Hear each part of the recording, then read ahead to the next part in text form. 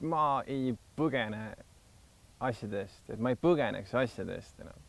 vaid ma lihtsalt tegeleks nendega siis, kui nad on nüüd ja praegu, mitte ei lükka neid kuskile tulevikku edasi.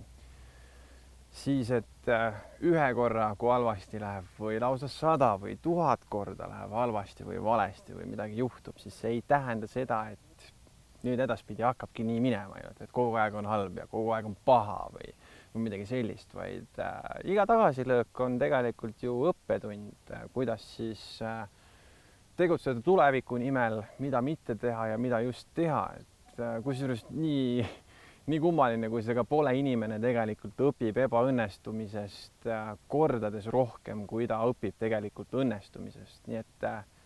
vähemalt mina ise, ma ei karda enam eksida, ma ei karda ebaõnnestuda ja ma ei karda isegi seda, kui mul kõik see hea olek või kõik see hea töö või kõik, mis ma olen teinud, peaks ühel hetkel kaduma või peaks mõni tagasilöök tekkima, sest ma tean, et kui ma olen juba nii palju kordi suutnud uuesti alustada, siis ma suudan seda veel teha. Vähemalt 10 korda kindlasti. Isegi 100, isegi 1000 tegelikult, sest ma ei tea ju, kui pikk mu eluiga on. Ja ma teen kõik selleks, et nii kaua, kui ma siin olen, nii kaua, kui see keha on olemas, siis ma hoolitsen selle eest ja kui midagi isegi läheb valesti, siis ma tõusen püsti, pühin endalt tolmu maha ja hakkan otsast peale kas või. Muidugi võib tunduda ka sellisena, et kuskil on rohi rohelisem või kuskil on taevas sinisem või midagi sellist, et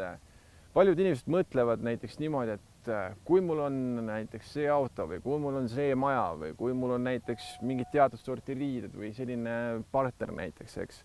et siis ma saavutan selle koha või selle hetke, kus ma olen õnnelik. Samas ma olen ise seda teinud ja see kindlasti töötab ka, aga samal ajal peab hoolitsema enda sisemuse eest, ehk siis oma hinge, oma vaimu, oma keha eest. Et kui püüda ainult neid väärtused, mis on sellised võib-olla ajutisemad, lühiajalisemad ja võib-olla teevad ainult korraks sellise dopamiini ja serotoniini valangu, eks, et pikas perspektiivis nad ei pruugi anda seda rahuldust, kui annab näiteks see, et kui sa õpid midagi, näiteks midagi uut enda kohta või üldse saavutad sellise läve või uue tasandi näiteks oma teadmiste proovile panekus või uute teadmiste ammutamises näiteks. Ja samas ka see, et sellised väljakutsed, mis on just iseendale seotud, et näiteks kui ma kõnnin täna 10 000 sammu, siis äkki ma juba 6 aja pärast teen 15 000 sammu päevas või midagi sellist, eks. Et teha sellist mängi iseendaga nagu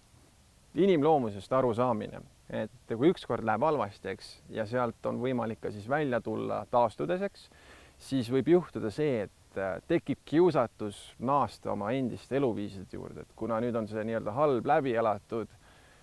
siis võiks ju uuesti proovida ja vaadata, kas läheb seekord ka halvasti. Et siis,